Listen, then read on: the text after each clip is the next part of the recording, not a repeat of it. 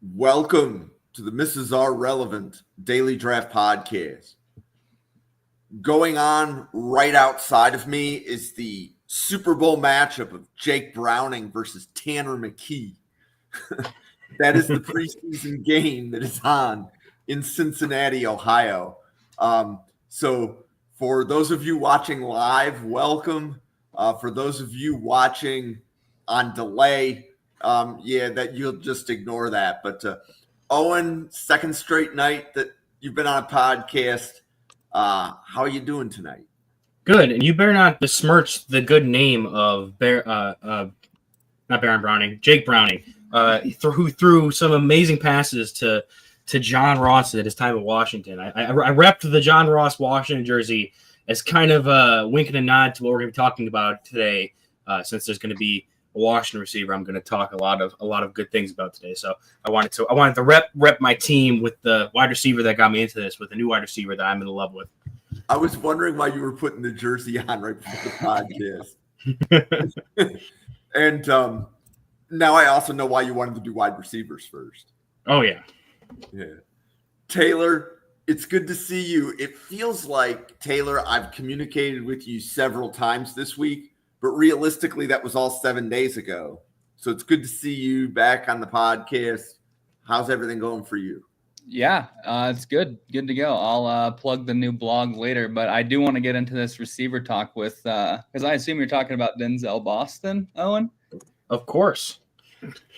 I think I might be a little lower on him than you, so I'm excited to get into that a little bit. Well, it could be either Denzel Boston or the turncoat that is Jeremy Bernard. Ooh, yeah. We can start with either one of those. Jim, what do you think? Oh, you guys go. You guys are the stars of the show. I just have a front row seat. So we're here to talk about wide receivers and tight ends. And I think the watch list for this, I think we agreed on maybe 7 or 8 players at each position. But there's no reason to wait. Denzel Boston. Yeah. Well, we want to give our top fives real quick in order? Like, I know that was kind of the structure we did last week, where we gave our listings and then we kind of went through and broke it down after that. So I feel like we could probably start with that real quick, right? Sure. Yeah, go ahead. Well, so for the top 5, we had our list given to us, and there was a couple names on here that I had already been previously shown or talked about with, like when I did the mock draft with Bill Sparks. He did a ton of receivers in that first round mock, and so I was already including to my number 5 receiver, and Kevin Casey is how his name is indicated on PFF, Concepcion. And then outside of that, at 4, I have Carnell Tate, the wide receiver from Ohio State. 3, Jordan Tyson, the wide receiver from Arizona State. 2, Jeremy Bernard, the wide receiver from Alabama. And then 1, Denzel Boston, the wide receiver from Washington. So you have Boston higher than Antonio Williams? Yes, Antonio Williams is my number 6 receiver, just after Casey Concepcion. Okay, because I remembered, because I think Antonio Williams was the first wide receiver of this class that you watched for the Clemson podcast, right? Yep.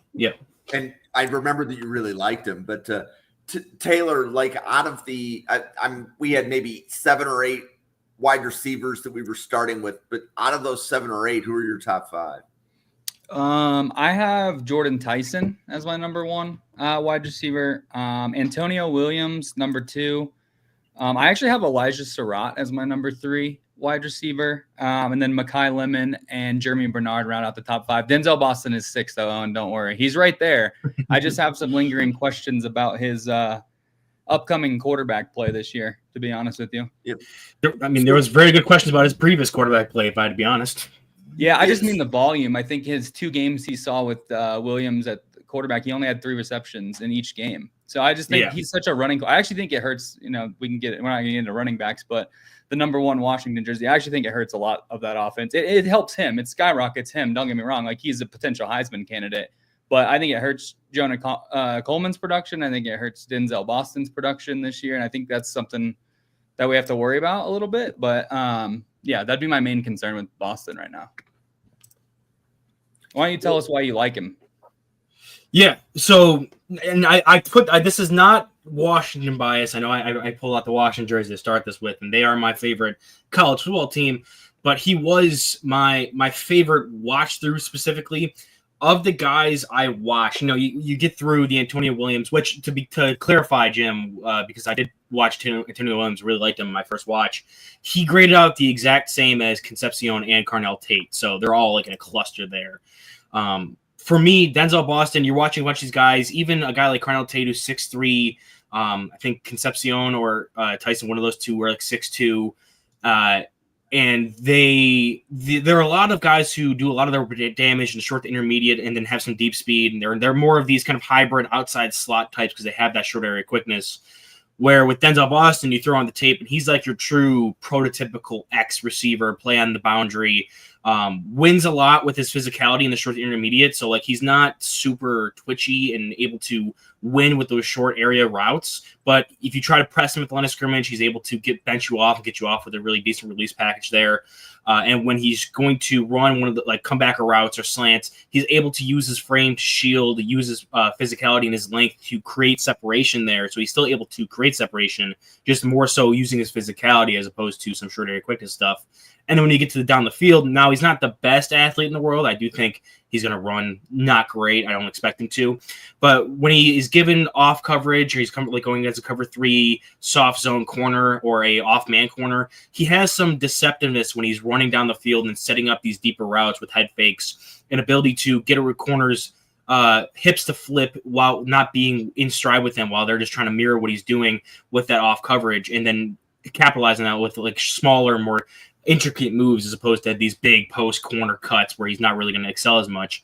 And then in addition, he just excels at attacking the ball above the rim. So I do think that you're looking for him as a player that he can go down the field and win 50-50 balls against these smaller corners, can also deceive some of these corners with his route running. And then if you're looking for a guy who can maybe be a bit more volume heavy in the short to intermediate, he can also create separation that way as well. I wouldn't expect him to be a guy to get gimmick touches. I know he got a little bit of screen action, similar to what they did with like Roma Dunze when he was there.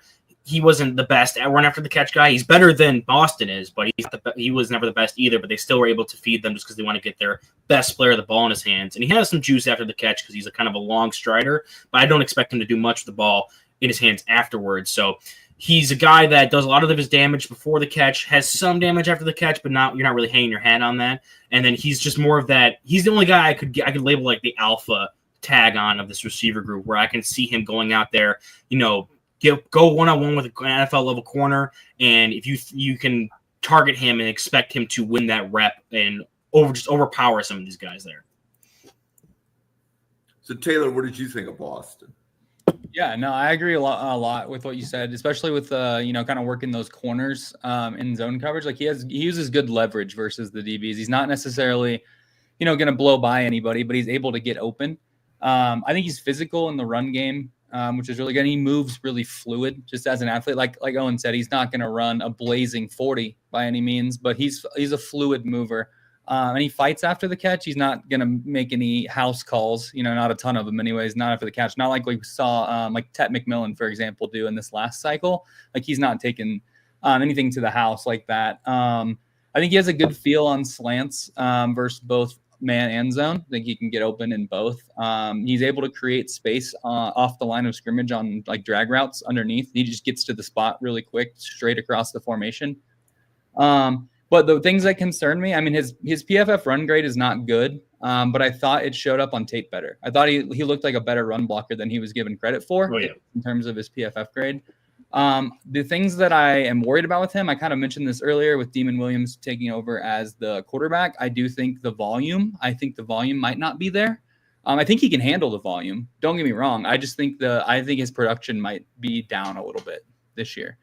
I think, you talked about the 50-50 balls, Owen, and I think he's good at that in some cases, and maybe I just need to watch, his name D'Angelo Pons from Indiana. Oh, he's a stud. He absolutely dogged Denzel Boston multiple times, multiple reps. Like he was all over him, 50-50 balls. Like he's 5'9".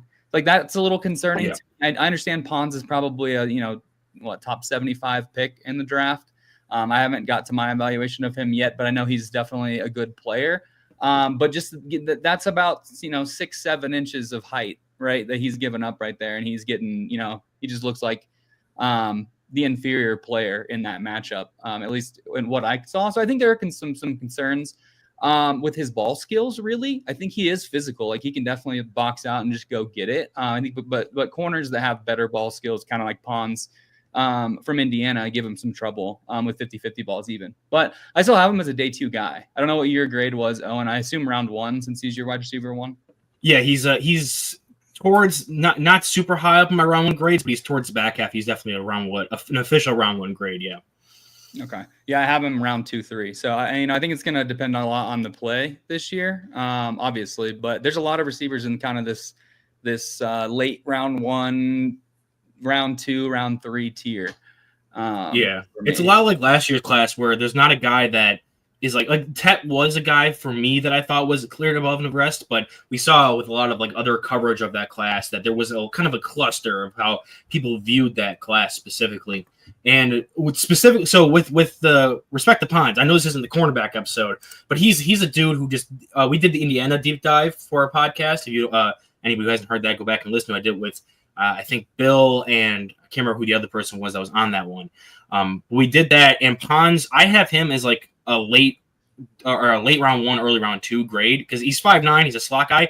But he did that to Denzel Boston. He did that to Jeremiah Smith from Ohio State. He's just he's a freak. Like I watched him against all like the kind of top consensus receiver players he played against, and the only team that kind of took advantage of him was like oddly Maryland for some reason. I think it was more so their speed. But for me with Boston, like even like that was definitely a game where he struggled, and I can agree that his ball skills can take that next step. If they're not something I would say is overly elite. But especially in like that game against Michigan where he was going against Will Johnson and Jair Hill, he especially Hill, who was like 6'2", he's a longer corner. He was able to kind of manhandle him in that position. So I do think that the higher end ball skills are in there. It's just kind of putting them more together, and hopefully his quarterback play can improve a little bit from Will Rogers last year, which give him an opportunity to kind of show that off a bit more. I know a lot of these guys, both the wide receivers and tight ends, I came away with this saying, wow, there was a lot of bad quarterback play in college football last year. Yeah. So I have a question on Boston. Senior or underclassmen? I can answer that question in one quick second. I just got to pull up my meaning that I think several of the wide receivers at the top of the class are underclassmen, and I was just going to confirm whether Boston was in the could go back to school category or he's definitely in the draft category. So he's a 4-year junior. He redshirted his first year at Washington in 2022. So he has one more year of eligibility after that. He's a 4-year junior this upcoming season. So last year was his 3-year redshirt sophomore season. So this year's his redshirt junior. So he has one more year of eligibility if he does struggle with production like we were talking about, and he thinks that his draft stock has fallen because of that, and he thinks that maybe the projection for next year is going to be better. He could definitely go back. That is an option for him. And then, Taylor, you said that Jordan Tyson was your wide receiver 1, correct? Yeah. I think I talked about this a little bit on the QB podcast when we talked about Sam Levitt and, some of those quarterbacks. I think Jordan Tyson, he's just always open. I know he struggles with some drops, and that's like the major concern with Tyson, but I think he has great route tempo. He finds soft spots, especially when the quarterback's out of the pocket. I think that's such an underrated skill for receivers. When the play does go outside of the pocket and they're able to find a pocket in the zone and make 20, 30-yard receptions off of that. I think he has a little bit of Debo to his game after the catch, a little stockier. He's a little taller than Debo, and I think he's honestly a better route runner than Debo, already. He is really good on in-breaking routes. I think part of that points to Sam Levitt, right? That's kind of his specialty on in-breaking routes. But I think Jordan Tyson makes it super easy for him to throw him the ball because he's always open. Like he cuts on such a dime. He's open inside. I think he can create separation versus man coverage. He forced a pass interference on Jacob Parrish, who was drafted by the Bucks in this last class. I think that's one of the measuring sticks. I'm pretty new to the scouting game. I think one of the big things for me is like, how do they stack up? And I know I talked about this in the group chat a little bit today with Iapani Lalulu from Oregon. Like, how do they stack up against the top players of the last class? You know, because they're underclassmen, right? And like, he's out there performing against Jacob Parrish, who was drafted. Obviously, like my example with Lalulu, he performed well against Mason Graham and Kenneth Grant. So it's just, I think he can make defenders miss after the catch, great hand downfield. Even though he does have those drops from time to time, I think there's an example when they're playing K-State and VJ Payne is screaming down from the safety spot. And you can tell it's just a drop. He feels the pressure and he didn't catch the ball. So I think that can improve. He's not a blocker. I think a lot of times they'll just go away from him on run plays, like either use him as like a screen option on the backside just to kind of occupy the corner. And I think even when he's asked to block, he's kind of contact avoidant. Like he doesn't really want to hit anybody, which obviously can be an issue in the NFL, you know, obviously with the run games trending out how they are. But like I said, he's explosive after the catch. I think he's a little bit better version. I actually comped him to Tyler Boyd. I think he's a Tyler Boyd level kind of player. And I think he's a little bit more explosive after the catch even. And I have a round 1 grade. He's my only true round 1 grade wide receiver. Yeah, so Owen, what did you think of Tyson? So he's half a point off of having a round 1 grade for me. So he's close. He's in that same stratosphere. I think for me, going back to my list, I think there's a tier between it's Boston and Bernard, and then tier Tyson, and then tier Tate, Concepcion, and Williams, where that's kind of like how I stack it up with that. For me, I did like some of the plays Tyson had with blocking. I felt like especially down the field later in plays where it was kind of like an effort thing. I would never question his effort as a blocker. It was more so his physicality as one. And I do think that's kind of what brings him down for me a bit overall. I do love everything you said, Taylor. Like I agree wholeheartedly. He's one of the best route runners in this class. He's super twitchy and explosive in and out of breaks. And even after the catch, he's a guy who can break plays wrong, make guys miss. So he's a good guy when it comes to his athleticism pre and post catch. Has like 4.4 and lower speed, so he's able to run down the field. He, being 6'2", can also go up there and hang and get some good hang time, attack above the rim, win some of those jump balls. So he's not, 6'4" like what Boston is, but he's able to still win in some of those some of those specific plays. And so Bill did comp him. That was the guy who he comped. I was trying to remember if it was him or Concepcion. He comped to Jerry Judy in our mock draft, and I can definitely see it. For me, with Tyson, where I want to see him improve is, yes, the hands, where I think he was giving some routine drops, especially over the middle, like you were talking about that example against Kansas State. I saw that as well. And I think as well, him dealing with his release and just physicality throughout the route itself, where he's not your typical X. He's 6'2", 195. You'd hope that he could play on the outside a bit more than he does.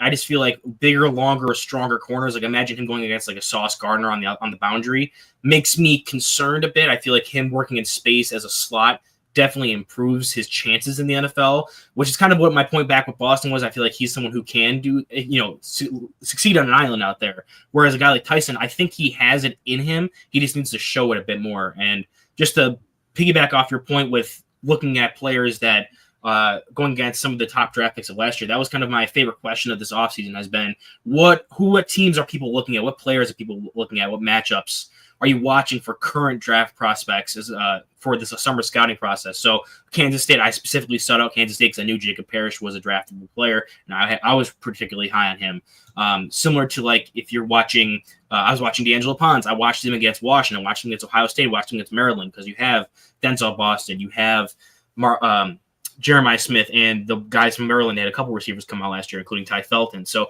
that's something I purposely look at. So I do think his game against Kansas State, which was probably his best competition when it comes to a corner individual matchup, he excelled a lot, especially against a corner that is more of a slot type. And if right now his play style is more conducive to slot type play. Yeah. So who's the next wide receiver you guys want to talk about? Well, should we talk about Jeremy Bernard? He's my wide receiver 5. I have a round 2 grade on him. You have him number 2? Yeah, he's another guy in that back half of the first round grades for me, but he still does have the true first on him. He's, again, a guy who was at Washington, went Michigan State to Washington, and then went to Alabama last season as a transfer when Kalen DeBoer took over the job there. So I understand the movement there. And I think in my thinking, I was like, okay, why would you go there? Because maybe he was worried about being a number 2 to Denzel Boston, and they had another receiver last year. I forget his name. I just looked it up earlier. He's a undrafted free agent on the Eagles right now. But Boston and that other guy both had 800 yards and about the same receptions. I think Boston was a bit more efficient. And I was thinking, okay, maybe Bernard wanted some more opportunity to go out there and be maybe a number 1 receiver. And then Ryan Williams happened last year. So he's still a number 2 receiver on Alabama. But it's also probably the Kalen DeBoer effect. So I definitely understand it more. And I think his position with Ryan Williams as the number 1 there at Alabama actually plays into why I like him so much. Because for me, a lot of these guys their floor, these top 5 guys, their floor is like a high-end number 2 receiver, maybe a lower-end number 1 if you don't want them to be your number 1, but if they are, you're ecstatic about that if they're your number 2. So I do think Bernard, 6'2", 202, or 6'1", 202, has the size. He's twitchy. He's a super technical route runner. I do think Jordan Tyson is one of the best route runners. I think Jeremy Bernard is the best route runner in this draft class. He's a guy that I think just does all the small details specifically perfect. In the short intermediate, he can play in the slot. He won on the outside. He was in the design touch game with run after catch. That's another thing where he's not the fastest guy, but he's super twitchy and is able to make guys miss in space. So he can win with the ball in his hands. He was a physical blocker. He has the size to be, and he did show it on some plays for Alabama. And as well as he did play pretty well in contested catch situations, especially when he was able to elevate and attack above the rim. Not so much when the ball was coming at him and it was more of a over-the-middle contact contested catch. I think his hands can definitely grow there. He lets the ball into his body a bit too much. And I do think his release package is good, but can definitely get better, especially with corners that are longer and can be more physical with him. So I do think right now he's a slot player that you think has potential, kind of like Tyson, to play on the outside, but needs to prove that specifically. So I do think, again, his floor is a really, really good slot receiver who can affect the offense in multiple different ways, a really overqualified wide receiver 2 at his peak. But I don't think he's another guy, like I said, he's lacking that kind of alpha mentality that a guy like Boston does for me that could be a wide receiver 1. Yeah, no, I would agree. I think he's a really good wide receiver too. I think all the things you said about his route running, I completely agree with. I think he finds soft spots against zone. Like, he's able to get open in those situations. He runs really smooth routes versus man coverage to get open, specifically out of the slot. He just wins off the line of scrimmage, and he still has enough speed to attack deep. I think that's one thing that's going to get underrated about him. Like, he can still get by defenders. I don't think he's going to test necessarily well. And I think that's ultimately what's going to put. It's almost like, I mean, obviously Egbuka tested amazing, right? But he wasn't projected to test amazing. And if he wouldn't have tested amazing, he would have been in the second round. And I could see the very same thing happening with Jeremy Bernard. So that's kind of where I'm at with him. Like, I don't think he's overly athletic, but he gets the job done. And I think there's such a value for that as a number 2 in the NFL. So yeah, like I said, my wide receiver 5 right now, and all these guys they almost all, my top 5 all kind of do the same thing out of the slot. So it's just a really interesting class full of number 2s, kind of like Owen said. Okay. And then who is the next wide receiver you guys want to talk about? We can. What was your top 5 again? I can talk about my next highest rated one, and that's Antonio Williams. Oh yes, please do. Again, he's tied with my 4 and 5 receiver, so I'm a huge fan of his. But I definitely want to hear what you have to say about him. Yeah, and I'm going to ask real quick, do you see him as because he played almost 50-50 slot versus wide, but I think I see him as like a true slot in the NFL. Like, I think I agree. I think he just plays slot in the NFL. I think that'll be the best case for him. But yeah, he is really good in traffic, really good ball skills. He's instinctive against zone, like knowing when to sit down and knowing where to sit down. He's able to sell. He did this in the red zone. He sold a block and released for a wide open touchdown. It was just a really good play by him. Got free for the easy score. I think he has an ability to get open near the goal line, like not necessarily a red zone weapon, but like I think he can get like he can do a little zig route or something and get open like really effectively in short areas. I think he has really nice tempo on his routes, and he's a capable blocker. I wouldn't say he's, necessarily the best run blocker in the class. But my favorite part about him, and I put this word in here because I think it's so unique, he's squirrely after the catch. Like, he just gets upfield and gets yards. Like, he may bounce off 3 or 4 defenders falling down, but he gets 8 more yards. So I really like that about his game. Quick in out of breaks. Like I said, a really good slot receiver over the middle. 9 of his 11 touchdowns came over the middle of the field. But I think he had a high target over the middle of the field, obviously, naturally being in the slot, right, which led to a high drop rate over the middle as well. So it's just a volume thing. And I don't think he has necessarily prototypical size. I think he's a little bit under 6 foot, a little bit under 200 pounds. So that could be something that's kind of holding him back. But the production's really good. He also showed the ability to run the ball, which I think is really valuable. He had 7 carries for 101 yards on the season and a touchdown. So I have around one to 2 grade on him. He's my wide receiver too. But like I said, it's a jumbled mess that I'm sure will change. Yeah, I'm sure this is all talking about before the season. We're definitely going to see some guys who, I mean, of the guys we've talked about to this point, I think Williams probably has the best quarterback situation coming back with Klubnik as his quarterback. So we don't really have that question mark with him specifically. So it's more so. I think he has the best opportunity to improve. But what Jim was referencing was in the start of the summer scouting process, we did our first team dive on Clemson. So the first wide receiver I watched of the entire class was Antonio Williams. And I immediately tweeted out after I got done watching him, this is the player that I want the Buffalo Bills to select at number 32, at pick 32. And it's specifically because of a lot of stuff you said, where he's a good route runner, can create separation. He has that twitch in and out. He's squirrely. I think he has that squirrely build where he's a bit smaller on the leaner side, but also is able to make guys miss and absorb contact and get off just because he's such a hard-moving target to hit. And that kind of translates over to his route running as well. Something I really liked was his deception as a deep route runner. He's not the super fast guy. He's not going to run any 4.2s or anything, but he definitely can attack down the field and be a big play threat from the slot, attacking those seams and making guys bite on plays. I think there was one specifically against, forgetting which team it was now. Let me pull up my film watched. It was against Texas, where he had a seam route where he was able to get one of the safeties to bite on his inside fake with just one step and a head fake, and he got over top and was all alone on the back half of that defense. So that was one of the plays that popped for me. I do think he's going to be, typecast as a slot only. It's one of the things I don't love about him and why I have him a bit lower than like a Carnell Tate or a KC Concepcion, just because he's a guy that even with size concerns, you're still going to probably, with like Concepcion, he may be able to work outside. We've seen 5'11" receivers be outside receivers if they can handle the physicality.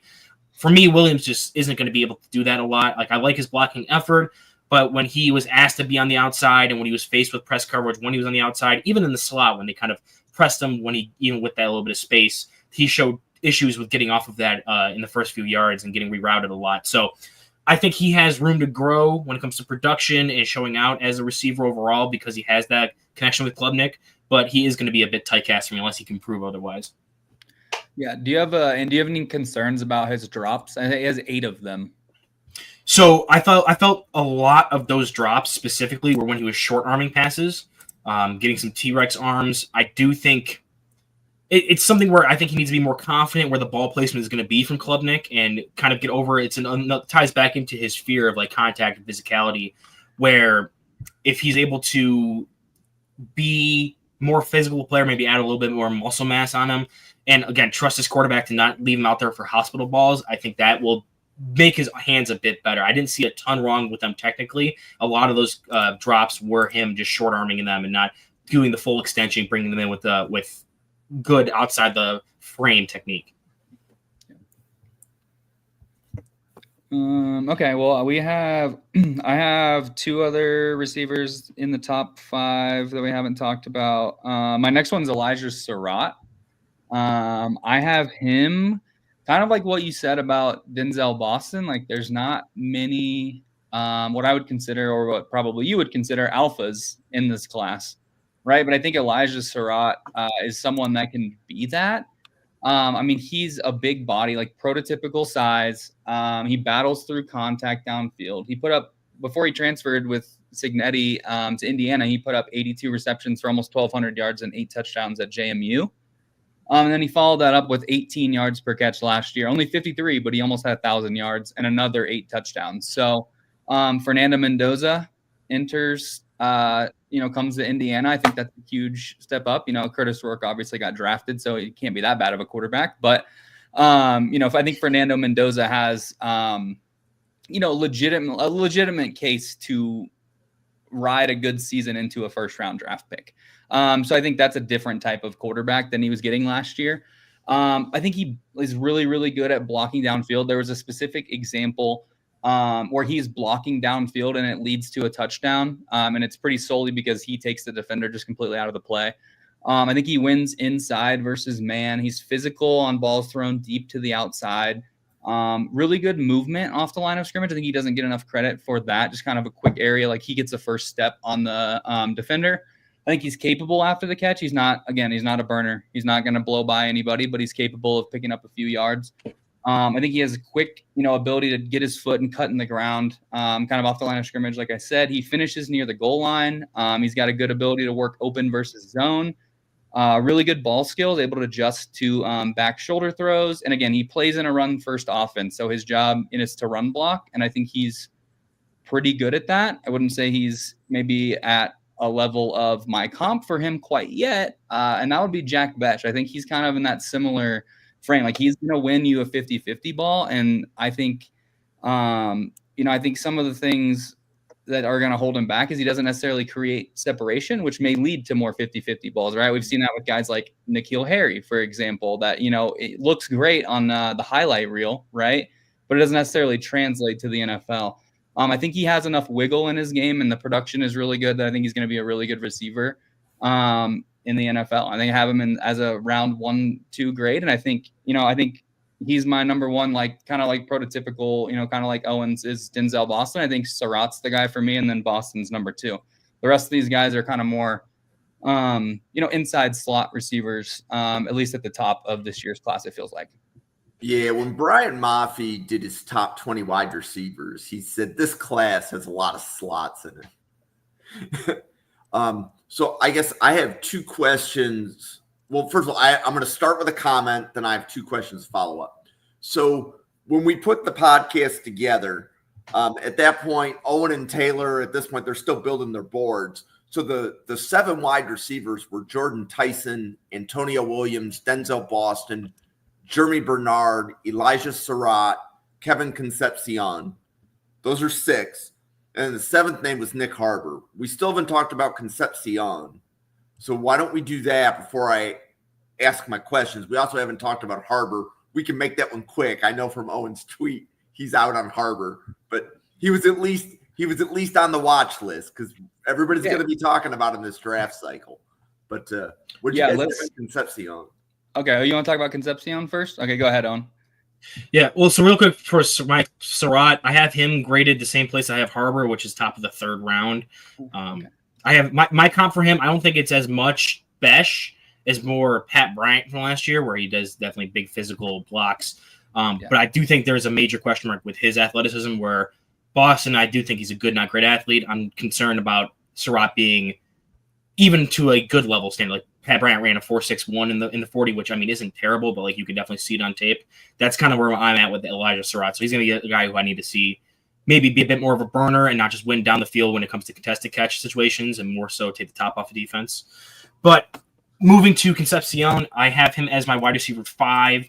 He was someone he's one of those guys that is 5'11", 190, so you can project him into the slot. One of the things I loved watching him was he was able to, or maybe I'm getting mixed up because I had him and who was the other one I had back to back with him, Tyson back to back. I'm trying to remember which one it was. That was they were kind of that slot build, but they were able to. I think it was Concepcion because he's only 5'11". Yeah, it was. So he was a guy that in his breaks, he was, even though he's smaller, is more physical. Like he would go into, especially in the red zone, attack dudes in the frame and then be able to use that to get that kind of separation we talked about with Denzel Boston earlier, where even though he's not the biggest guy, he uses his acceleration speed to kind of create contact and then get off the comeback on a comebacker or a quick out route. So even though he's on the smaller side, that's why I think he stands above a guy like Antonio Williams, where Concepcion has that play style that I think could translate a bit more to the outside than Antonio Williams can, whereas Antonio Williams, I'm pretty confident to say, is more of like a slot-only type, just because I don't love how he handles physicality, even though I graded them similarly. He was also used out of the backfield a ton, so he's got a lot of versatility, has some good route running with some deception and bursting in and out of his cuts. He doesn't have a small receiver mentality, was kind of what I was getting at earlier. He has good body control. When he goes up in the air, is able to twist and turn and come down with catches inbounds. Again, something that a guy you don't really see that a lot of in a smaller frame, definitely plays above his measurables. He has some top end speed, but isn't like super game breaking. Like you're not going to see him. There was a play, I think, against Cal where he caught it going across the field, reverse field. And if he was like a Tyreek Hill, that would have been an easy touchdown, but he got hawked from behind from one of the trailing safeties. So it's not like he has bad speed, but I don't think it's like one of those elite 4-2 type players. And for me, it's kind of a similar situation with Antonio Williams where he short arms some balls and allows the ball to get into his body. So I think drops are what's really holding him back for me. So I do think he's a slot separator type, maybe has some of the physicality mindset to work more as an outside receiver, but he is still, even though he does play above his measurables, he still is that size, and it still does show up a bit with his release and some physicality questions in route. So I do think he's going to be more comfortable in the slot in the NFL unless proven otherwise. First thing I wrote down was slot wide receiver. I think he is just better on the slot. Like, I think that's how teams should use him. Honestly, I think they did a pretty good job of how they used him last year, because he was used around the line of scrimmage a lot, right? Like, I think I have it written down, 42 of his 53 receptions were 10 or fewer yards. So he's getting the ball near the line of scrimmage. I think he went up against good competition, right? I have a note that he beat Chandler Rivers on a slant on the inside. Chandler Rivers is probably another round 1 through 3 guy. Again, I haven't got to the corners yet. So it's kind of funny watching the wide receivers first and then noticing like that guy made a crazy play. Like, for example, Washington, your favorite team, has 2 6'4" corners. That's fun. Oh yeah. Tacario Davis is a stud. Yeah. And Ephesians. Yeah. But anyways, I think, it's just like he just feels like a slot receiver. I mean, he looks fast. He looks explosive. I think my favorite play, I know you talked about jump balls and bringing them down in bounds. My favorite catch of his was by far, and I don't remember which game. I have it written down. The Duke game, obviously, playing Chandler Rivers. Mm-hmm. He caught one in the end zone, and he wasn't able to get his foot down because he got pushed out of bounds, but it was an insane contested catch. So I really like that from him. I think he's way, way better when he's coming in motion. Like, he'll come in motion pre-snap and then he'll get into his route like as the play's starting. I think that's where he's at his best. So I think because of that, he's almost a little more gadgety. Like, I think he's closer to maybe like a Zachariah Branch type, maybe not as explosive, right? But in terms of the way that they play the game around the line of scrimmage, and they're going to come on jet sweeps and they're going to get little screen passes and balls right around, within that 10-yard range, and they're going to be asked to kind of make plays after. I think that is kind of a comp for him in terms of like that, his play style. I know you mentioned he can play a little bit on the outside. I think in college, a lot of people can get away with playing on the outside. I just, for NFL, I think once he gets to the league, he's going to have to really transfer into the, inside the slot. And then I think he had some drops, kind of like you said. I think in that Duke game specifically, I think he dropped a slant, and then on the next play, he dropped another underneath route. Just wasn't able to run block at all. There's some routes where he doesn't have, I don't know if it's a balance issue, but I've watched him slip on a couple of routes. It's normally double moves. He'll slip when he's getting to that last move. And then the one thing I thought, and I saw it on film, I'm not going to knock him for it too much. It's just one thing that I noticed. I think in that Duke game, he had some body language stuff after one of those drives. So I don't know how much, I'm not reading into that too much. I still think I have him as a early or late day 2, early day 3 guy. So round 3, 4 grade on him. He's my wide receiver that I've done so far. I think he's 9. Yeah, 9 or 10. But he's a little bit ahead of the next guy we'll talk about, and that's Nick Harbor. Of all the receivers I've graded so far, Nick Harbor is a full round and a half below anyone else. I think the only positives that I really have to say is like I don't think I've ever seen anyone that big. He's crazy elite size speed. Obviously he can outrun safeties if he can get on top when they're not bracketing him. I think he had a nice catch versus Bama downfield, so you kind of see it in flashes. But my biggest thing with him, and it's just so. It's frustrating for me because I wish I was 6'5", 236 pounds. He refuses to run block. He refuses to hit anybody. He refuses to, he just doesn't even engage in the run plays half the time. Like what I was watching, he's so disinterested in blocking or being involved in the run game. I don't know. To me, that just knocks him down. It's really hard to play in the NFL and not be willing to do those things, especially at that size. And I think your athleticism can only really get you so far. I love the athlete. It's impossible not to, right? He's one of the craziest athletes maybe in this class. We're looking at potential 10 RAS score. Nick Imanwari from last year. I think Shamar Stewart also had a 10. But he's a crazy athlete, and I think I just need to see it. He has 500 career receiving yards. We haven't seen it. So until we see it, yeah, I think someone's going to take him, right? Whether that's the 6th round, 7th round, I think he'll get drafted. It's just unless he has a really breakout season, I think he's a day 3 guy. Yeah, I have him graded a bit higher. So with my grading system, it's based off of 10 traits. So a lot of that is based off of some more technical side of it, and the other half of it is based off of a lot of athletic based grading stuff, grading skills. So I think for me, I have Harbor graded. I do have a correction. I have him graded slightly above Surratt, just because I think if you're gambling on a player in round 3, which is where I have them both graded at, you have 2 different options. You have Surratt, which is a lot more technical, has a role and succeeds in that role, and you have Harbor, who is this just genetic marvel that looks like he's not comfortable playing football. He's not a natural receiver. His route running's all over the place. What kind of made me mad, and I took it out more on Lenora Sellers than I did Harbor, was a lot of the opportunities for him to have contested catches. I watched all of his contested catch reps that PFF marked down, and most of them were him boxing out over the middle of the field or dealing with contact and trying to catch you through that, as opposed to going above the rim and making a catch like that, where I think it was the Alabama game where he made one in the end zone after 50 yards on the field. That's what I want to see him do. I want to see him push on the field. If they're not bracketing him, he's going to run past whoever's covering. There's no way you're going to cover him and then also man him up one-on-one if the ball gets thrown to him down that field in that one-on-one coverage. So I need him just to run for love of the game, vertical routes every play, and then maybe he gets 3 or 4 targets a game that are down the field on some second and shorts and things like that.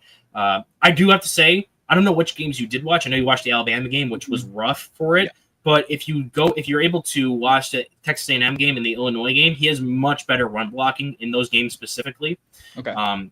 I do, because I haven't heard that he does have some good run blocking reps there, especially with just giving effort and the fact that he's that size. Yeah. That if you just give an effort, it's more than enough, especially for some of the receivers. So I do think he had some better showing, especially in the Illinois game. And you'll actually get to see him against a guy who I think is the top 10 corner or top 3 corner in this class, in Xavier Scott. So yeah, that's a good matchup to watch as well. I was just thinking about Xavier Scott when you said Illinois, and I was going to watch it. But I think first off, I don't want to understate the play against Alabama that we're both talking about, the touchdown in the end zone. That made it 27-25, I think, with the ability to get a 2-point conversion, really late in that game. That was a huge play in that game. But he had another play, and I think it also was in the Alabama game, where he's kind of running like a corner route in between the corner and then the safety that's kind of sitting over top. And the ball, Lenoris kind of throws it up to him. And instead of stopping and going to get it, he kind of fades back and the safety just swoops in and picks it off. And I think that's more of a negative on Harbor than it would have been for Sellers for that specific interception. So I think you're right. It just doesn't look comfortable playing football. And I think that shows up in the run blocking. I think it can show up in times with the ball skills, when it's not one-on-one.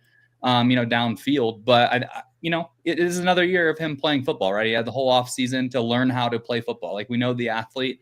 So I'm excited for the projection, but right now I just think it's really hard to see anything other than day 3 for me personally until we get some on-field production. So couple questions on Harbor. Wide receiver or tight end? I knew you were going to ask this one. This is the warm up. I got a one that's following up right after this, but go for it. I think I know where you're going with that one as well, Jim. But for me, I think wide receiver, specifically because you move him to tight end, you're not making what he does right now anything better than what he's doing at wide receiver. Like, if you give him a wide receiver, the whole point of moving tight end is for mismatches, right? You're getting him against linebackers who are running 4.6s, 4.7s, and he's running a 4.2 at 6.5. Like, you're creating mismatches there, but you're already getting mismatches. At corner. Makes sense. So, and I listened to the tight end podcast with Max. I loved everything he had. Like, he just explained the tight end position so much more clearly to me than I've ever seen it. I think just in watching that one episode of the Draft Professors pod when he was on the other night, what he had to say about the value of moving a guy like, in this example, for Nick Harbor to move to tight end, right? Then you're losing out on another mismatch, right? Because he's already the mismatch on the outside. It's kind of like the tight ends that play out wide. It's like you're losing out on a slot receiver, right? Or something that could be making, pretty similar. So I thought that was a really good point by Max, but I think I agree with Owen. I think he's a wide receiver. I think he has to be, because if you can get any level of DK Metcalf trajectory, I mean, it's a slam dunk, right? So Taylor, first of all, I love the fact that you're plugging that podcast with Max, because I actually thought that podcast was really well done too. So if you want to learn a little bit about how to evaluate a tight end, Max, he only evaluates tight ends. It's definitely worth the hour of your time for him for you to hear him explain that. So Owen, my second question in Harbor was, do you think he can be an edge? There it is. I was waiting for that one. So I looked back at his high school recruiting because I heard this question. I think it was the mailbag episode you guys did on Monday, one of those days. Yeah. And I was listening to it, and the question that came up with Nick Harbor, and I was curious why you guys were bringing up edge specifically. And his 247 has him recruited out as a tight end / edge from out of high school, which is kind of like in my time in recruiting specifically, that was a lot of stuff too. Like, there's a guy at UB right now who was recruited out as a tight end, but he got transferred to edge, and Shamar Riser Presley.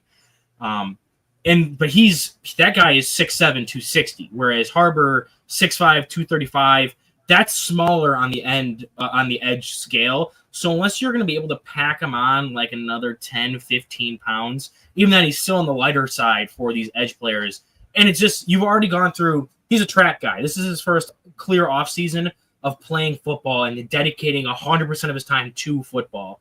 And we've already seen kind of the bumps in his game that come from not playing football. So now you're teaching him an entire position of wide receiver, and he's already showing some rough ability to get that down. You now want him to then also not only learn the game of football, but then also switch positions. So he was learning the game of football through the lens of one position for a year and a half. And then, okay, now let's switch positions. Now you got to restart from scratch. I think it's like tight end, you can maybe transition a bit of what he learned in wide receiver to tight end. Edge is a totally different ball game. So he has the frame and like the build of an edge if you like really molded them into one. But I think for the most return on your value, I think keeping a wide receiver is going to be your best bet.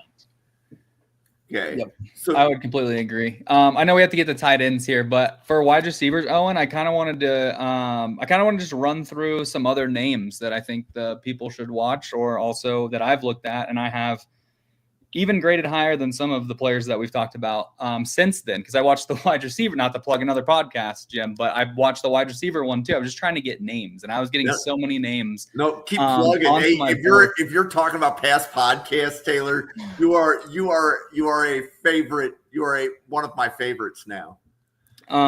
So I watched the USC wide receivers, and I'm so curious just really quickly what Owen thinks about them. I have Mekhi Lemon in that same tier as Antonio Williams and Jeremy Bernard. in that like kind of slot, ability to get open. Like it's such a weird comp, but I don't know, maybe it's because the hair sticking out of the helmet. He reminds me of Willie Snead so much. Like it's just like he just gets open, and it's really nice to watch, honestly. And then I think Jacoby Lane, I graded as a round 3 or 4 guy. I just need to see a little bit more production. He was kind of, behind people. And then I liked him a little bit more than Jacoby Lane. I'm a big fan of Deuce Robinson. I don't know if you have anything on him as far as USC wide receivers go, but yeah, the USC wide receivers to me look pretty good. And obviously now Deuce Robinson is at Florida State. He transferred, but I think just watching the tape of those 3 last year, I really like Deuce Robinson. He stood out quite a bit. So I haven't gotten to the USC receivers yet. I have Lemon down as a guy who I gave a quick glance at, because in like a week or two, or maybe like a little further than that, right before the season starts, Newt and I are going to do a battle of the big boards for my channel, and he had Mekhi Lemon as like wide receiver 4 or something like that. Yep. And he also had Zachariah Branch in that list, who was also USC wide receiver, transferred now to Georgia, I believe. So those guys are on my list. With my quick glance over Mekhi Lemon and what I did once Newt gave me his list, I do agree that he's kind of in that similar mold that we talked about, where it's like another like slot type receiver guy who plays a bit above that weight class when it comes to his responsibilities in college, that you're probably going to want to rein back in for the NFL. From what I saw, I did like his ability to get open and his athletic profile, but I don't have super much on them, and nothing on the other USC wide receivers yet. So I'm excited to watch him now, especially because now that's 2 people I've heard that have him pretty high up in their rankings. Yeah, he's my wide receiver 4 as well. But again, I'm really early in this. I've only watched like 11 guys, but he's up there. Zachariah Branch, I have around 4 or 5 grade on. I know he's explosive. I think he reminds me of Mecole Hardman, and I know that's a Georgia comp, but just watching him, I mean, he kind of just plays similarly. He's going to have a role in the NFL, I think, and he's he's just explosive. But and then the last guy I want to touch on, and I don't remember which draft professor, so Jim, you'll have to remind me on this. Somebody has Notre Dame's wide receiver Malachi Fields or Greathouse. Someone has him, I think, like as high as wide receiver 3. I've seen. Yep. Somebody posted something. I don't know that was a draft professor. Okay. But there was somebody on Twitter that had Greathouse as wide receiver 3. Yeah, I flipped on the tape, and I'd be shocked if I don't have him as a top 5 wide. I watched maybe half of a game, and I think I just initially was like, he reminds me of Egbuka. Yep. Like off the bat, and I think he's going to be someone that grades out really, really high for me. And I'm just starting to get into it, but I have some nice things to say about him after watching just a little bit. So I'm going to drop a couple of more names because these are the names that I'm hearing. Eric Rivers of Georgia Tech has to be at the top of whichever list we're talking about, whether you're talking slot receiver, boundary receiver. I believe Eric Rivers, when I asked the 2 gentlemen earlier in the week, I said, who is the best downfield receiver field stretcher? They both said Eric Rivers, and it wasn't close. So Eric Rivers, Georgia Tech. I'll second the Notre Dame receivers. That would be Malachi Fields of Notre Dame and Jaden Greathouse of Notre Dame. Malachi Fields of Notre Dame might be the best blocking wide receiver in the class. In addition to just being a really good wide receiver, he's probably the best from what a lot of other people are saying. So I'll point out those 2. Yeah, I'll just keep it simple to just those 2 because I think, Taylor, you hit just about everybody else. Yeah, I think you asked a question in our little chat about DeJon Stribling. I have some names I could throw out there real quick, including Stribling, if you want. Go for it, Owen. Yeah. So I have Stribling graded actually the same exact grade as I have at Harbor in the round 3 range. I really loved his tape. Bill told me yesterday if I liked Pat Bryant, I'd like Stribling. I think he's a much better athlete both before and after the catch than Pat Bryant was. He's like an actual burner, can run in those 4.4s, blocks his ass off. Was just a player that is going to benefit a lot from going to Ole Miss. from Oklahoma State. He was another guy where I was watching like, damn, if he could just get some better quarterback play. He was attacking the ball. He had some good routes. He's a good player. I think he's going to be, if he's your wide receiver 3, you have he's like an elite wide receiver 3 prospect. Yeah. Wide receiver 2, you're going to maybe have some more questions. I think he's like a solid wide receiver 2, but nothing you'd be happy with specifically over the top. But wide receiver 3, he'd crush as. Another name would be Deion Burks. We covered him in the Oklahoma podcast, more of a slot type, electric type of player, but specifically a slot type. Of the LSU wide receivers, even though he's the second highest grade one I have, I'm a big fan of Chris Hilton Jr. He's a guy that has the size, that he has a similar size like a Nick Anderson, who's going to get a lot of hype from them. And he has but he's a better athlete, and he's one of those guys that blocks his ass off, runs those for the love of the game routes. There's a lot of the clearing out for space for guys. There's a lot of the thankless work for LSU's offense, but without him, it wouldn't run as significantly as well. And then just to throw out a couple names that I covered in our MAC podcast that I really liked is receiver Vic Snow from Buffalo. He's a slot type, again, 5'9", 5'8", real twitchy. He's a guy that he's kind of like Xavier Gibson for the Jets, where he's going to make it as a punt returner and can be kind of an electric, 1 to 2 target player per game type of player that he has a role in the NFL. He'll be a special teams ace as a returner, and then maybe can chip in a couple big plays on offense here or there throughout the season. And then kind of in a similar mold, but a little bit lower down my board, is Junior Vanderross III from Toledo. Again, another 5'9", 5'8" slot type, super twitchy, explosive. He's more of a kick returner than a punt returner. I think Vic does both really well. Vanderross didn't do any punt returns, and he was just okay as a kick returner. So I think he's maybe a better athlete with a little bit better fundamentals as a receiver, but not as good of versatility when it comes to his special teams contribution. So I have Vic graded slightly higher up, just because I think that the disparagement between the two as special teams players is higher in Vic's flavor than them as receivers. So those are my names to toss out there for some fun players you can check out for the receiver rankings.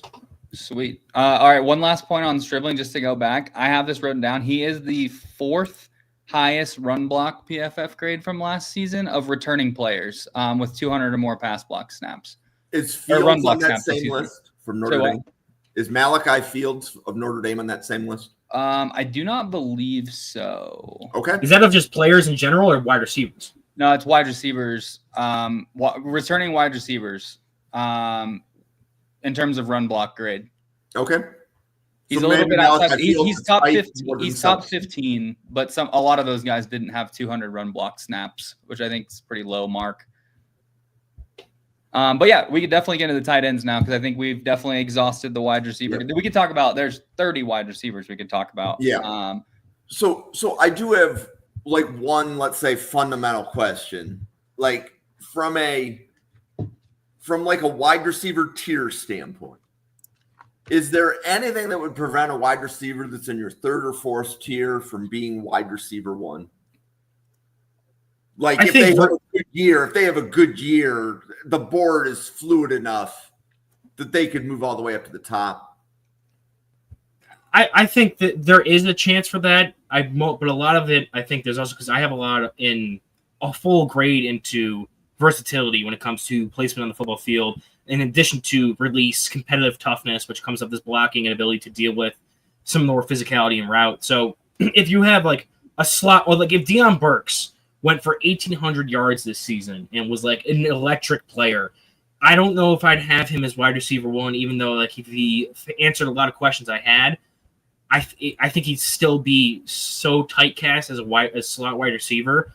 I'd find it hard for me to find a spot for him as a wide receiver 1. Whereas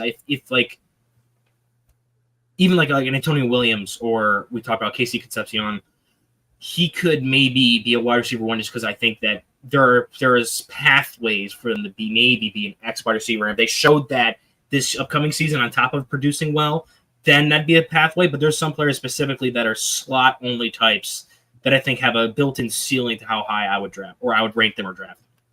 Yeah, I would agree. I think you're looking at guys at least for me, from what I've graded so far. I mean, I don't have Denzel Boston as high as you. You already have a number 1, right? So for me, that would be a jump, right? But it wouldn't be for Owen. necessarily, but I could see a guy like Jacoby Lane or Deuce Robinson. But I think the caveat, and I mean, you may think this too, Owen, for Surratt, and it was lower on your board. Like I do feel like you cannot be just like, you have to almost be an outside receiver to be able to transcend multiple rounds from the summer to the actual NFL draft, like throughout a season. I think, like, to Owen's point, like I don't think a true slot receiver, like I can't really see any of these, like Zachariah Branch, for example, or even like even for me personally, Concepcion. Like I don't really see him as any pathway to getting number one. But I think for some of those bigger outside receivers, I think there is a path. Okay. No, I appreciate kind of that context. So for the audience, the tight ends that were, discussed before the show, like last week at this time, were Max Clare, Jack Andrews, Kenyon Sadiq, Jack Velling, Eli Stowers, Tanner Koziel, Michael Trigg, and Joe Royer. So I guess, Owen, we don't necessarily have to do a deep dive in each of them for the sake of time, but out of those tight ends, did anybody jump out at you? Yeah, I liked a lot of the guys I watched. You have some specific players like Trigg and Sadiq that I felt stood out more as like maybe some run blocking types, specifically like Trigg especially stood out as like this dude who just paved roads for his players. But we're more limited, maybe some receiving, especially compared to some of the other guys. Sadiq had a bit more flair as a receiver and as an athlete, but still I think hung his hat mostly on being able to bully. Like that game against Washington, I went back and watched it for this game because he had a stellar performance as a run blocker in that game. So I do think that's where you got like those group of guys. The guys who really stood out to me, my top two in this class is Royer and Clare. Royer, he was just so good, and I think I haven't actually. I should probably give a grade to him because he was the last guy I watched on this list. I think we hopped on right in the middle of me putting my grades in for him. Stowers as well. Just dudes. I think Stowers may even come out higher than either of them, just because Stowers is such a rare blend of athlete and just hard ass, put his nose to the grindstone blocker. Where I don't think he's going to be able to take on a defensive end and drive block him out of the play. But I don't think either Clare or Royer can do that either, even though they have some more size and girth on them. Stowers is just kind of that rare blend of athlete that you see where he can really play, and he has that mentality that if he gets to the second level, he's burying dudes. Especially like that Alabama game and the Virginia Tech game, he was just killing guys in the run block. So Royer, really technically sound, really smart receiver, was an Ohio State receiver, transferred back home to Cincinnati, and just kept on being just this top end kind of receiving tight end prospect. But being 6'5", 255, can move pretty well for his size and is that route running type. And then as well, I think Clare is going to Ohio State from Purdue this season. I personally, I think Clare is a bit better of a run blocker than Royer. I think that might be a bit of a hot take because Clare is like only sub 240, Royer is above 250. But for me, Royer against lower level competition than like Big Ten competition, he kind of struggled a bit more. And I think Clare, while not being bigger, offered some better attitude and more willingness to drive guys out of the play. And they're both pretty similar to me as receiving types, where Clare and Royer are both pretty good athletes. I think Clare's a bit better of an athlete. Royer's a bit better, more refined as a pass catching player. And I think Stowers really just brings it all together when it comes to athleticism, receiving capabilities, and then also that kind of kick-ass blocking mentality that you want from a guy who's going to be carrying to about around 240 pounds and has that speed to be able to accelerate into you. So even though he's not the most best with functional strength, I think the laws of mass times velocity equals force, more mass times accelerations equals force, I think it is going to play into his favor there in blocking. And Taylor, how about you? Like, which of the tight ends on that list kind of popped out to you?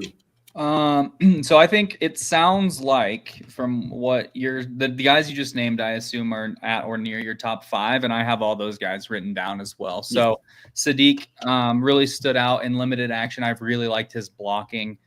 Trigg, same thing. I'm glad you recommended watching him. He was really, really fun to watch as well. I'm a little lower on Royer. I'm gonna be honest. He's underneath both of those guys. He would be my tight end 7 right now. I love it. I love the size. Like, it's hard not to. Like, he's just that. Like, he's that athletic, or not that athletic. Sorry, that the frame is there, right? Like, he has the frame. And hold on, I got signed out of my thing over here, so I'm trying to sign back in so I can read you what I wrote on him. But I think to me, he lacks some athleticism, and I think that's the biggest thing for where I'm at with him right now. Like, I just need to see. I don't think he's gonna test well, and I don't really see him, outmaneuvering defenders, linebackers, even with his athleticism. I think if he can get up the seam in behind him, I think he really, really succeeds, right? Like, that's where you see a lot of his big plays kind of come, whether that's a post like in behind that linebacker underneath the safeties. But I think I get where Owen is coming from in terms of having him as tight end 1, just because the frame, or tight end 2, I guess, because I don't know which one you said Claire is going to grade out higher.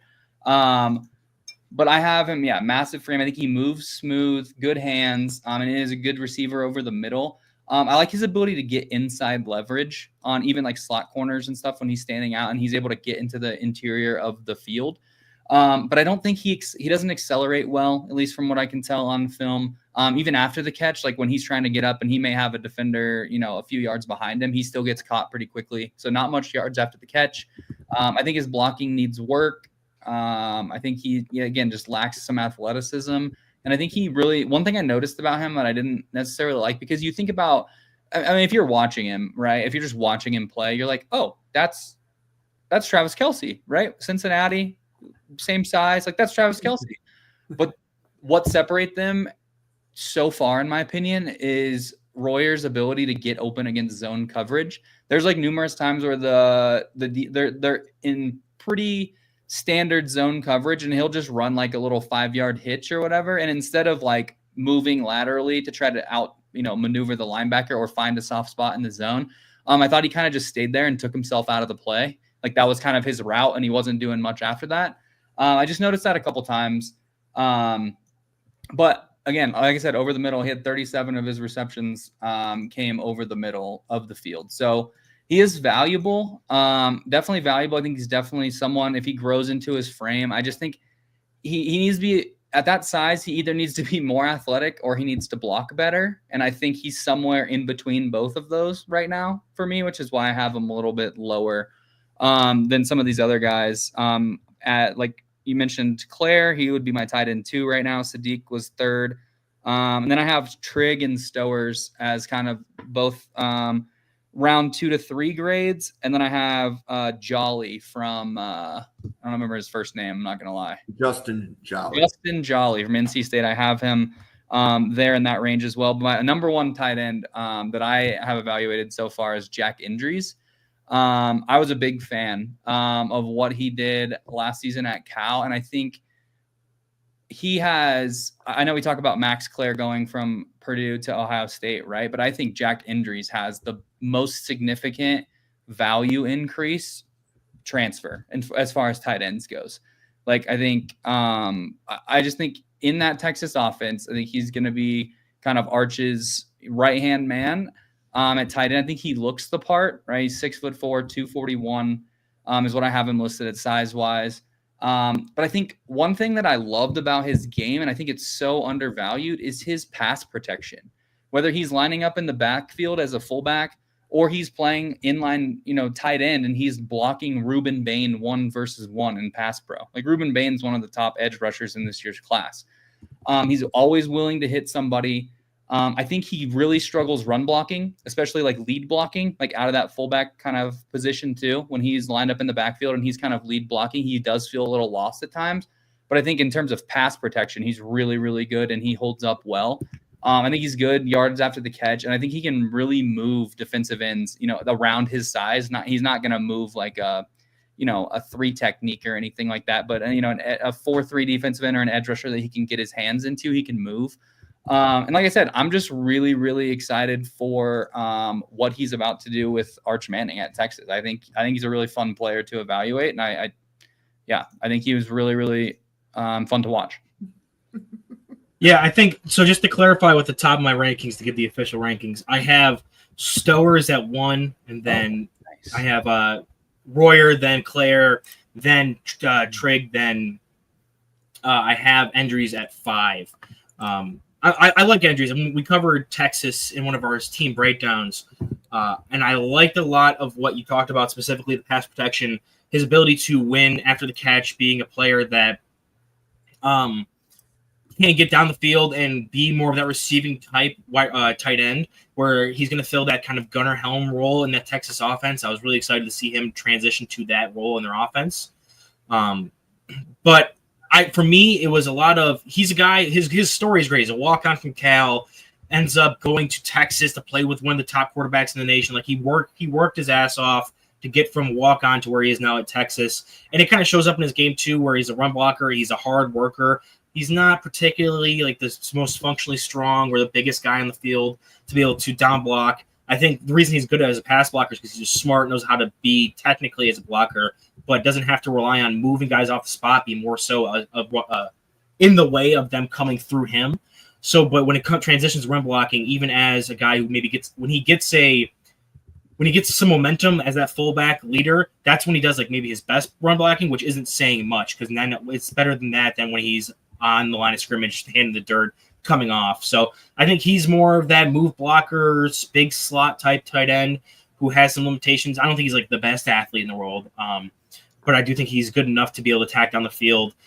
And I don't think he's a typical inline blocker either. So I think he's like a really, really good tight end 2 as this ceiling. And I don't really see him being like a dominant level player. Whereas like a guy like Stowers, for me, he's not the prototypical size, 6'4", 235. I do think his frame can add a bit more weight onto it.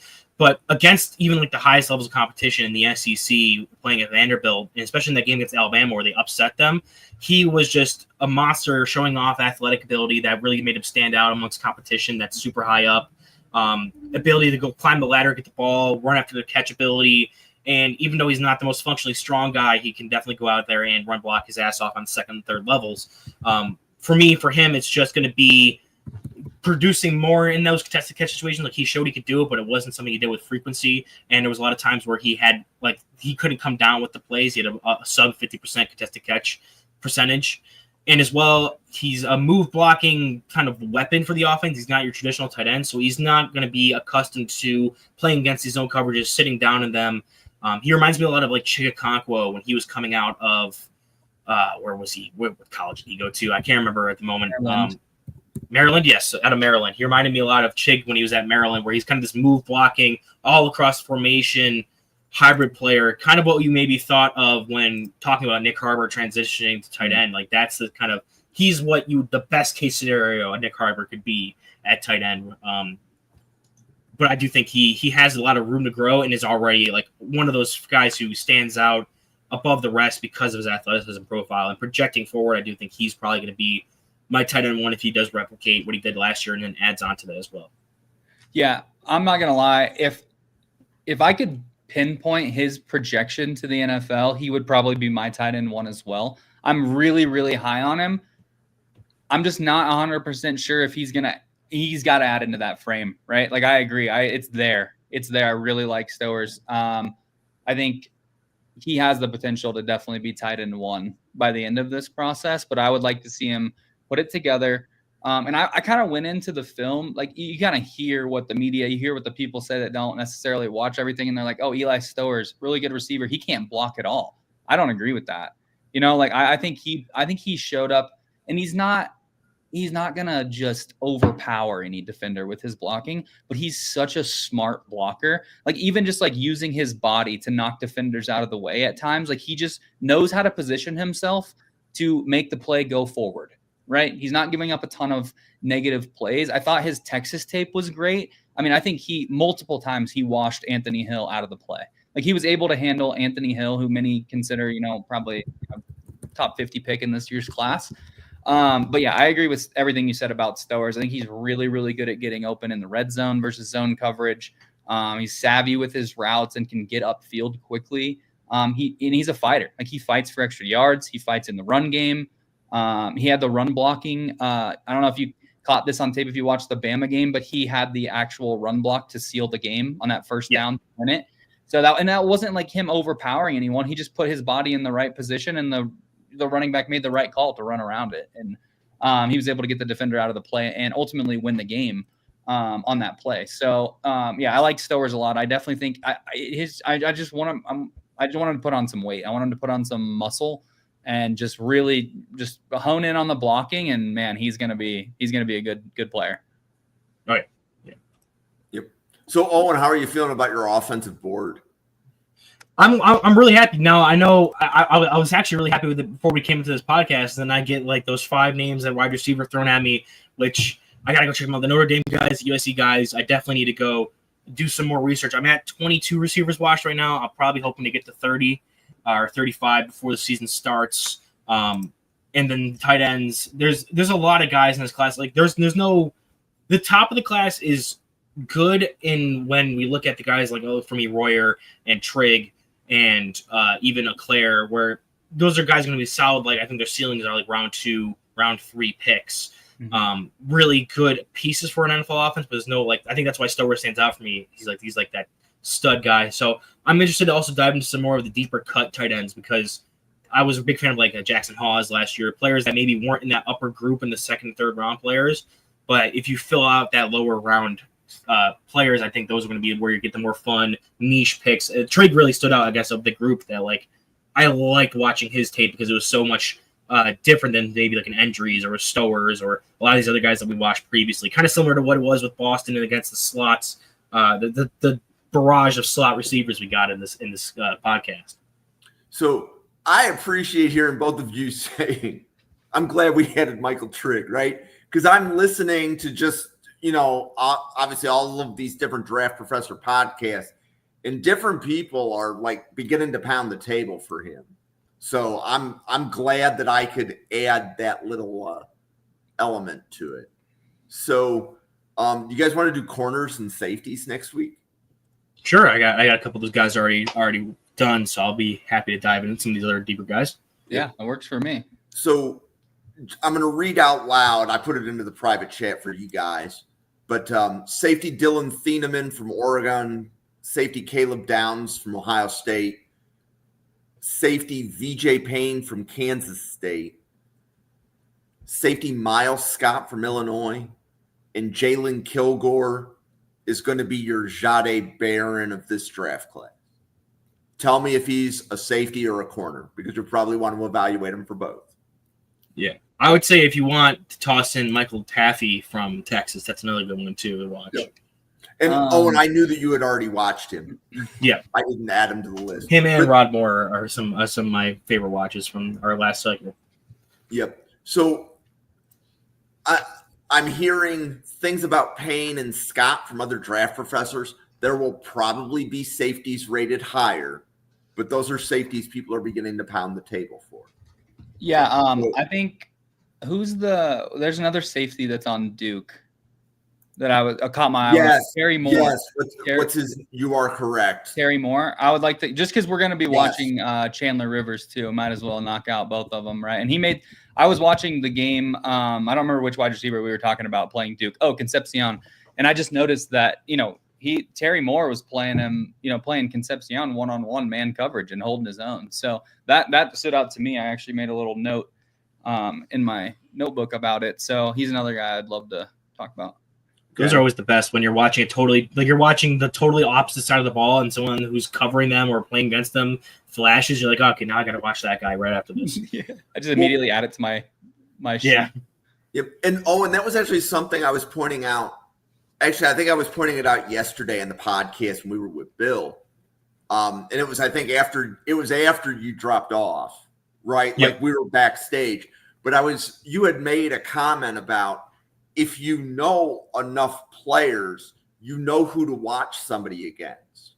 So, for example, a set of 20 receivers that you know. So if you're evaluating a corner, you're probably going to evaluate them against a wide receiver that you're already familiar with. Yeah. Right.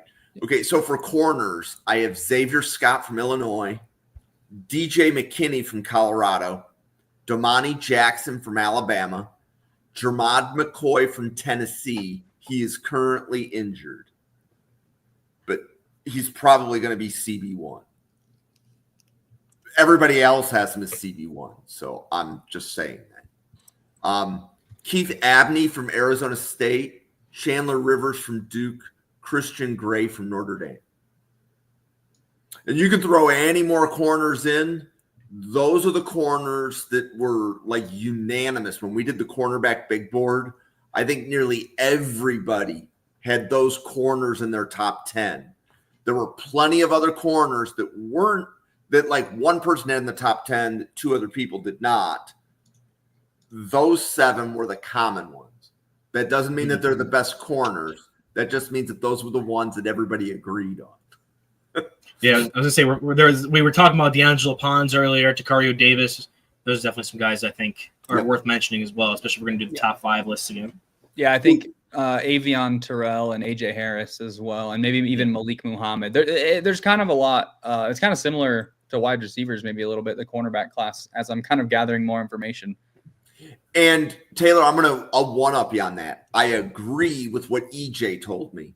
And what EJ said is that as long as you can get over that there is no Revis or Sauce at the top, this cornerback class is actually really good. You're going to be able to find a starter.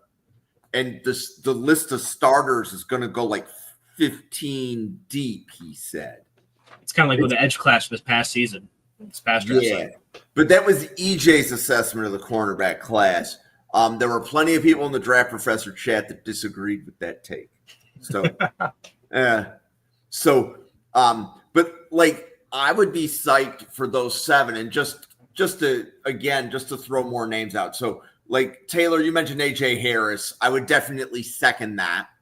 Right? There were people that had AJ Harris in their top 10. D'Angelo Pons was mentioned. When we did the top 10 corner show on Sunday, nobody had Pons in their top 10. Really? Wow. No. And it could have been the size. Probably. But Amari Farrell from Indiana, Jermaine Matthews from Ohio State, Malik Muhammad from Texas, Takario Davis from Washington, Avion Terrell from Clemson, Damari Brown from Miami, Jair Hill from Michigan, Rand Strader from Auburn. I mean, Ashton Stamps from LSU. Right? I mean, the list just keeps going on and on. Right? Chandler Rivers from Duke. Mm-hmm. Now, okay, so here's one. If you can dig out the Brown tape. Isaiah Reed has transferred to UCF, but he was at Brown last year. So when we covered him last year, Bill and Randall gave him an early day 3 when he was at Brown.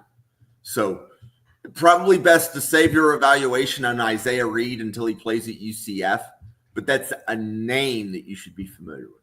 Holy PFF grades. Wait, tell me about it. 2023, 686 snaps, 86.9 defensive grade, 90.6 run defense grade, 83.8 coverage grade. 2024, in only 4 games, I'm assuming he sat out to preserve eligibility because that would have been his final year there. 80.3 defensive grade, 79.2 run defense grade, 81.9 coverage grade. Yeah. Yep. 6 foot 180. Welcome to Isaiah Reed, and he's pretty quick. He had 5 interceptions in 2023 when he played the full season. Yep. Wow. So, Yeah, I'm excited to watch that. Yeah. Do we want to go quickly back to the finish off the tight ends real quick? I have some other names that I think the people should be watching. Oh, look at this. And Brian. Yep. Nice. Brian's been an Isaiah Reed since the summer of 2024. So Brian, send me a PM if you want to come on the other side of a podcast. You want to hop on here next week? Join us. Like, this is people's initial watch. It's a watch reaction show. Yeah, come on. It's fun. So thanks for stopping by. But go ahead, Taylor. I just have, there's a bunch of other tight ends that I think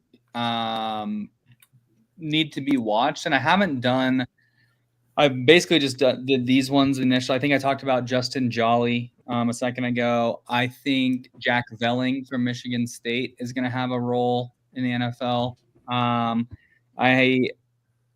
Is it John Michael Gillenberg? Is that his name, from Wyoming? Small school guy. He's another guy, just a really large human being. Michael Trigg, we talked about. There was a couple other. Oh, we haven't talked about Oscar Delp. And that's another people I know. I've seen some people really high on Oscar Delp. So I'm excited to watch him. Luke Haas as well. Terrence Carter transferred to Texas Tech from Louisiana, I believe. So that'll be a fun one with Baron Morton to watch some of him. I think it was Durst maybe that's really high on Lawson Lucky from Georgia. And Durst isn't the only one, but you are correct. So there's a lot of people that like the ceiling of Lucky over the floor of Delp. Okay. I think you're drafting Delp for the floor, who he could be a tight end in the league for 10 years, but they're like what I hear is that Lucky may have the higher ceiling. I'm going to throw one more name out there, and he came up on the Texas A&M podcast. Amari Niblack, Niblack. Amari Niblack from Texas A&M. All right. So you'll be familiar with the schools he was at. I think it was like Alabama, Texas, then Texas A&M, or it was Texas, Alabama, right? He moved around a few. Yeah. He didn't play much, but what reps exist are high quality. There's just not enough of them. So if he actually plays at Texas A&M, that could be somebody that we're going to be talking about 4 months from now. He sounds like that LSU receiver that was at Georgia that like everyone was in love with, but he never played ever. Can't remember his name. Yeah, I think this tight end class is really fun. I'm excited to get into it more. I've heard Daquan Wright is people's top 5, RJ Maryland in people's top 5. I think it's just so wide open. Like, I think the guys that we talked about were a good initial watch, but I think it's still so wide open. Brett Norfleet, I've heard people have him tight end 1. Eli Raritan from Notre Dame. He's on my list as well. I would like to ask Owen, as a reigning MAC guy, how he or if he knows anything about CC Ezerum, the tight end from Toledo. 6'7", 245. I believe he was on the Freaks list from I don't remember. Is it Feldman who puts out the Freaks list? Yeah, I didn't. He was on. Good. No, I think he was on the Freaks list, and then him, and then a guy that I think, based on Max's conversation on the other tight end podcast, a guy that just is going to. I mean, he's going to block right in the NFL, and he's going to be in 2 tight end sets.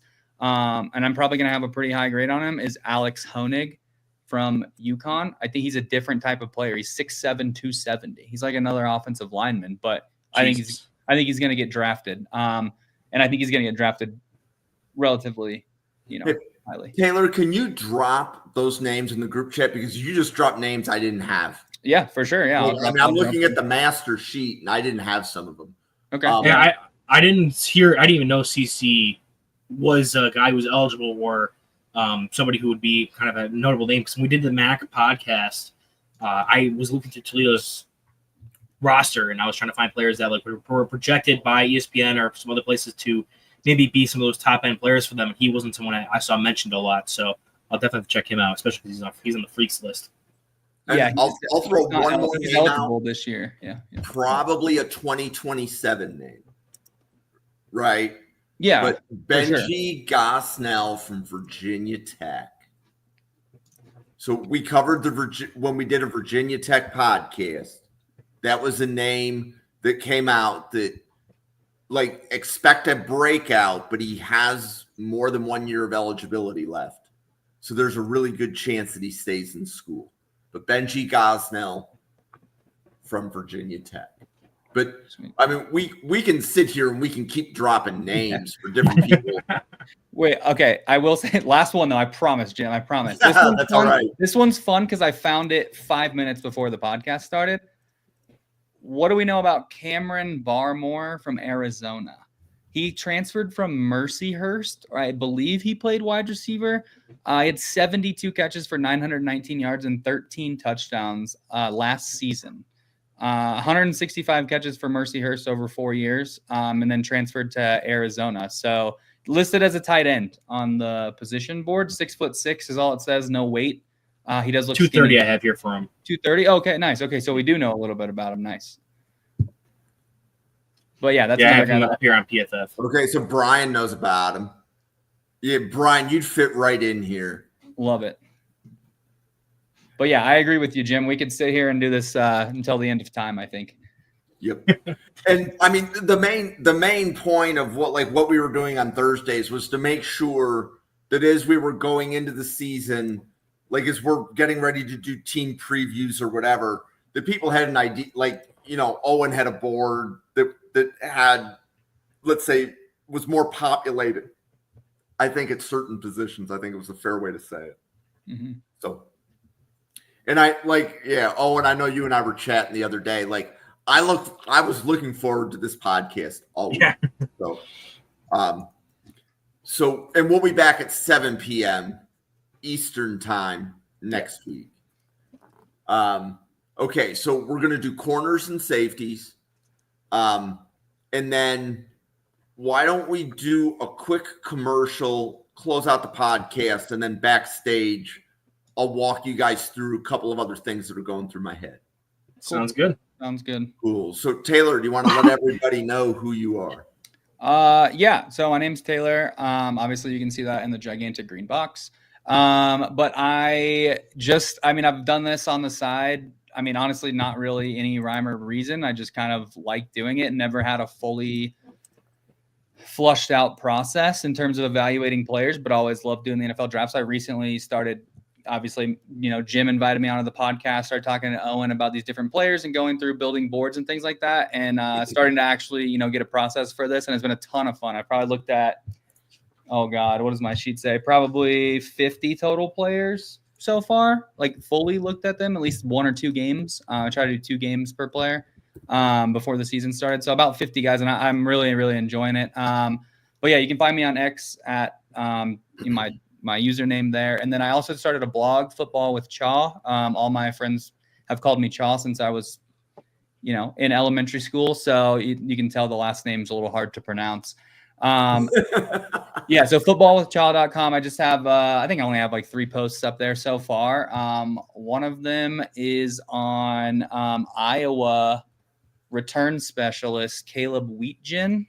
I think he has a role in the NFL, and that was kind of a fun one to do. I'm kind of doing an AI overview of the day, just looking at the news and then just having AI co-write an article with me, which has kind of been a fun thing to do. So, but yeah, a lot more content coming on the blog, but that's where you can find me. Completely free, by the way. Owen.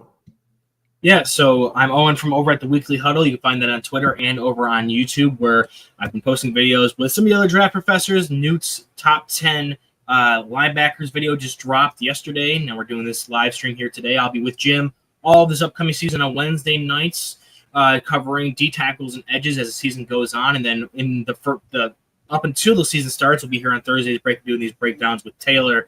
And then you can also find me doing some other video breakdowns, film breakdowns over at the Weekly Huddle. I did just today fully publish and release my Patreon, where I'm going to be, if you want to throw $1 a month over just to support or give show support, you can. But also, if you pay, I think it's $5 a month, I'm going to be doing, you have access to my full big board, and then also, which comes with all my individual profiles, as well as I'm going to be doing some live streams over on Kick, for just doing some live streaming, me watching some film, breaking it down, so you can kind of go through on the live process with me to do that. And then those VODs will then be posted on the Patreon, so you can go back and watch those at any time you want, just to kind of get, if you go back through and watch a guy and want to hear my live reactions to watching this film as well, you can get that as well for the $5 a month tier. So I just launched that today. So if you'd like, go check that out, throw $1 or not, doesn't matter. You also get my free content on YouTube regardless. So that's what I got going on right now. Cool. So I'll definitely make sure I have a link to that, Owen. Yeah. Please. And thank you. So this is Draft Professor. We're here every day.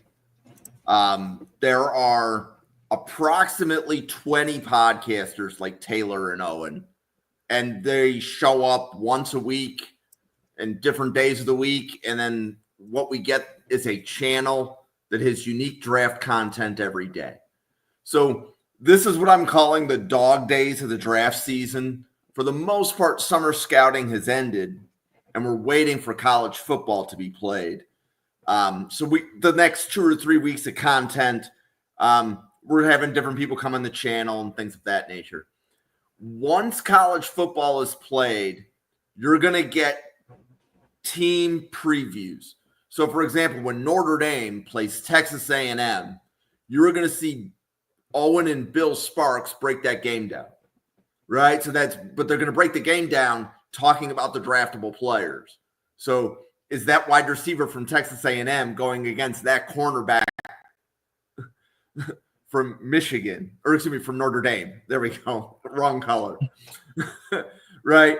But we're going to talk about the game in that context, because one of the things that, like Owen has pointed out, is that, like, if you're watching a certain wide receiver, you want to know what corners that you should be watching him against.